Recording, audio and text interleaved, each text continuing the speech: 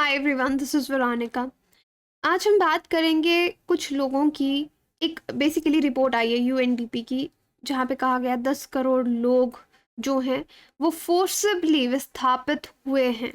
किन कारणों की वजह से, ये कौन लोग हैं, इनके बारे में मैं आपको डिटेल में बताऊंगी। बाकी आप मेरे बारे में जान सकते हैं यहाँ पे, और जुड़ सकते हैं मेरे साथ टेलीग्राम पे, because I feel together we can make a huge difference. Now see, number of people forced to flee passes 100 million, many displaced for decades। तो यहाँ पे किन लोगों की बात हो रही है? देखिए, यूजुअली आपने रेफ्यूजीज के बारे में सुना होगा। रेफ्यूजीज क्या है कि एक देश में कन्फ्लिक्ट चल रहा है, अपना देश छोड़कर दूसरे देश में जाते हैं। अब रेफ्यूजीज को बहुत ज़्यादा हाईलाइट होते हैं, मतलब ऐसा नहीं है कि ये कोई मज़े में रह रहे हैं। ऑब्वियसली इनकी कंडीशन भी बहुत ख़राब है। अपना देश छोड़ के दूसरे देश में फिर से ज़ीरो से स्टार्ट करना इज़ वेरी डिफ़िकल्ट। तो लेकिन फिर भी ये इशू हाईलाइट हो जाता है। लेकिन इससे बड़ा भी एक इशू है आईडीपीज का। आईडीपीज क्या है? इंटरनली डिस्प्लेस्ड पर्सन्स, मतलब अपने ही देश में डिस्प्लेस होने वाले लोग। तो 2022 में ये जो लोग हैं ये 100 मिलियन से भी ज़्यादा हो गए हैं। और अपने ही देश में डिस्प्लेस क्यों हो रहे हैं? कन्फ्लिक्ट के कारण, वायलेंस के कारण, डिजास्टर्स के कारण अपने ही देश में अजनबी बन चुके हैं। और आज नहीं, कई सालों से, कई डिकेड्स से, और इनके बारे में हम ज़्यादा नहीं सुनते हैं। सो आप कह सकते हैं कि ये एक तरह का इनविजिबल क्राइसिस है जो किसी को नहीं दिख रहा। और इस वजह से गैप्स जो है डेवलपमेंट सपोर्ट में रह जाते हैं। This is what UNDP has said. कि सोच के देखिए कि हमारे देश में, जैसे आपको पता है, ईस्टर्न कोस्ट बहुत ज़्यादा वहाँ पे आपके डिजास्टर्स आते हैं, कुछ लोगों का घर बर्बाद हो गया, या इन्वायरमेंट के किसी प्रोजेक्ट की वजह से आप देखते हैं बहुत लोग प्रोटेस्ट करते हैं कि हमको अभी तक कॉम्पनसेशन नहीं मिला, वो लोग भी डिस्प्लेस हो गए फॉर एनी रीज़न। तो उन लोगों के बारे में ज़्यादा सोचा नहीं जाता, ना ही उनकी कोई न्यूज़ हमको मिलती है। सो ये जो नई रिपोर्ट है, इसने इंटरनल डिस्प्लेसमेंट, इसी तरीके की इंटरनल डिस्प्लेसमेंट जो देश के अंदर ही होती है उसके बारे में बात की है।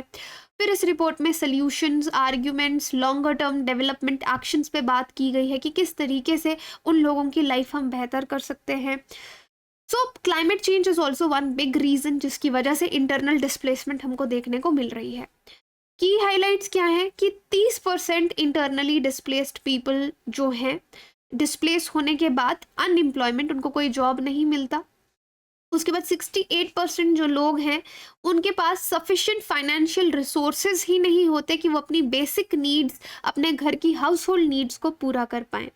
2050 तक क्लाइमेट चेंज, अभी तो आप देखें 100 मिलियन है, 2050 तक कहा जा रहा है इस तरह के 216 मिलियन लोग हो जाएंगे जिनको अपना घर छोड़ना पड़ेगा, अपना रोजगार छोड़कर दूसरी जगह पे जाना पड़ेगा। 2021 के एंड तक ये लोग 59.1 थे लास्ट ईयर तक, जो कि अब ऑलमोस्ट डबल हो चुके हैं। अपने देश में ही वो अजनबी बन चुके हैं। सो वो स्ट्रगल कर रहे हैं। प्रॉब्लम क्या है कि अपने देश में उनकी बेसिक नीड्स पूरी नहीं हो रही, उनको कोई जॉब नहीं दे रहा, उनको कोई डिसेंट वर्क नहीं मिल रहा, कोई स्टेबल सोर्स ऑफ इनकम ही नहीं है कि अपना घर कैसे चलाएं, अपने बच्चों को स्कूल को कैसे भेजें। और महिलाएं और बच्चे जो मार्जिनलाइज्ड ग्रुप्स के हैं वो सबसे ज़्यादा सफ़र करते हैं। Now look at this map. यहाँ पे जो भी डेटा होता है, देखो, देश इन रिपोर्ट्स के डेटा को इतनी जल्दी एक्सेप्ट नहीं करते हैं, बट स्टिल ये इंटरनल डिस्प्लेसमेंट मॉनिटरिंग सेंटर है जिन्होंने बोला 12.6 मिलियन पीपल जो इंटर डिस्प्लेसमेंट की वजह से अफ्रीका में रह रहे हैं एट द एंड ऑफ 2016। तो ये अलग अलग देश हैं अफ्रीका कॉन्टिनेंट के। तो आप देख सकते हैं कि कितने लोग, सूडान में 3.3 मिलियन, नाइजीरिया में 2 मिलियन। तो आप देख सकते हैं कि कितने सारे लोग इंटरनली डिस्प्लेस्ड होकर रह रहे हैं। अब जैसे रेफ्यूजीज की मैं बात कर रही थी, आप यूक्रेन वाला रीसेंट क्राइसिस ले सकते हैं कि कितने लोग यूक्रेन से बाकी देशों में गए। कोई पोलैंड भागा, कोई स्लोवाकिया, कोई रोमानिया, कोई हंगेरी, कोई Belarus. So you can see, और कुछ लोग रशिया इनफैक्ट। तो ये रेफ्यूजीज है 24 टू 8 मार्च के बीच के, तो आप देख सकते हैं। और उसके बाद अभी कई और ऐसे नंबर्स हमारे पास होंगे। सो फॉर ईयर्स अगर आप सब सहारन अफ्रीका को देखते हैं, मिडल ईस्ट को देखते हैं, नॉर्थ अफ्रीका को देखते हैं, पार्ट्स ऑफ अमेरिकाज को देखते हैं, ये कुछ रीजन्स हैं जहाँ पे इंटरनल डिस्प्लेसमेंट बहुत ज़्यादा है। और सबसे बड़े रीजन्स हैं यहाँ पे कन्फ्लिक्ट्स एंड वायलेंस। दो रीज़न सबसे बड़े हैं। इस रिपोर्ट में जो डेटा लिया गया है वो एक सर्वे से आ रहा है। 2653 इंटरनली डिस्प्लेस्ड लोग जो हैं, if you see people from host communities, Colombia, Ethiopia, Indonesia, Nepal, Nigeria, ये देश इन्वॉल्व है। डेटा यहाँ पे कौन कलेक्ट कर रहा है? Internal displacement monitoring centre. जनवरी 2021 से लेकर जनवरी 2022 तक डेटा इन्होंने कलेक्ट किया है। और ऑब्वियसली लोगों की ज़िंदगियों पे इसका असर पड़ रहा है, सिर्फ उनकी प्रोफेशनल लाइफ्स ही नहीं बल्कि उनकी पर्सनल लाइफ्स पे भी असर बहुत ज़्यादा पड़ा है। एम्प्लॉयमेंट नहीं मिल रही है, पैसे कमाने का कोई सोर्स नहीं है। As a result 48% internally displace households जो हैं उनके पास इतना पैसा, जैसे पहले वो पैसा कमा रहे थे, अपने घर की ज़रूरतें पूरा करने के भी पैसे नहीं हैं। 31% रिस्पॉन्डेंट्स बोलते हैं कि उनकी हेल्थ डिस्प्लेसमेंट के बाद बहुत ज़्यादा ख़राब हो चुकी है। डिज़ास्टर रिलेटेड इंटरनल डिस्प्लेसमेंट जो डिज़ास्टर की वजह से होती है वो भी बहुत ज़्यादा देशों में, अराउंड 130 कंट्रीज़ में देखी गई। और बहुत सारी इफेक्टेड कंट्रीज़ जो हैं वो इन लोगों का भला भी कर नहीं पा रही, इनके लिए कुछ कर नहीं पा रही हैं। चाहे एजुकेशन की बात हो गई या जेंडर इक्वालिटी की बात हो गई, जो सपोर्ट उनको मिलनी चाहिए वो नहीं मिल रही है। और ये जो देश हैं उनके सस्टेनेबल डेवलपमेंट गोल्स भी पॉवर्टी एजुकेशन को लेकर पूरे नहीं हो रहे हैं।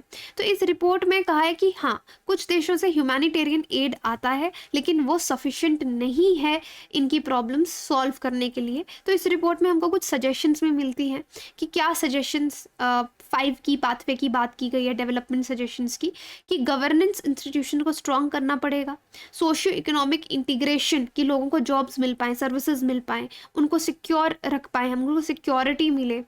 एनहांसिंग पार्टिसिपेशन कि वो भी पार्टिसिपेट करें जो भी पब्लिक एक्टिविटीज़ होती हैं, और सोशल कोहेजन बढ़े, तभी हम उनका फ़ायदा कर पाएंगे। इन 3 पाथवेज पे हमको अलग अलग पॉलिसीज़ बनानी पड़ेंगी इस तरह के आईडीपीज़ यानी इंटरनली डिस्प्लेस्ड पीपल जो हैं उनकी मदद करने के लिए। तो उन्होंने यूएनडीपी ने डिफरेंट देशों को कहा है कि आप पॉलिटिकल लेवल पर, सोशल लेवल पर, इकोनॉमिक लेवल पर कुछ करो ताकि ये लोग आईडीपीज़ जो हैं वो अपना फुल राइट एज अ देश का नागरिक वो एक्सरसाइज कर पाएँ, चाहे वो पॉलिटिकल प्रोसेसेस क्यों नहीं है। और एजुकेशन, हेल्थ केयर और जॉब्स के लिए उनको प्रॉपर सपोर्ट जो है वो मिलनी चाहिए। एंड डेफिनेटली ताकि उनको बेसिक राइट्स और बेसिक सर्विसेज मुहैया कराई जा सके। और यहाँ पे डेटा और रिसर्च की भी बात की है कि अभी हमें इतना डेटा तो मिला है बट शायद इससे नंबर ज़्यादा भी हो सकता है। We need better data and research कि किस तरीके से इस प्रॉब्लम को हम ओवरकम कर सकते हैं। तो दिस इज़ लेटेस्ट रिपोर्ट जो आप बहुत जगह साइट कर सकते हैं। बाकी आप अपनी प्रिपरेशन हमारे साथ आसान कर सकते हैं। इंडिया के बेस्ट एजुकेटर्स आपको यहाँ पे पढ़ा रहे हैं। सिर्फ 6 महीने बचे हैं प्रीलिम्स के लिए, फाइनल स्टेजेस पे आपकी प्रिपरेशन है। So do by the course, आपको काफ़ी मदद मिलेगी। रिविजन बैचेस शुरू हुए हैं, रफ्तार और accelerate batch even I am teaching here. You can use my code वीरो UPSC for maximum discount for the full course और CSAT। EMI पे भी आप कोर्स ले सकते हैं। फ्री गाइडेंस प्रोग्राम है इंटरव्यू का, you can join that and you can check out doubts and solution section also. Now thank you so much.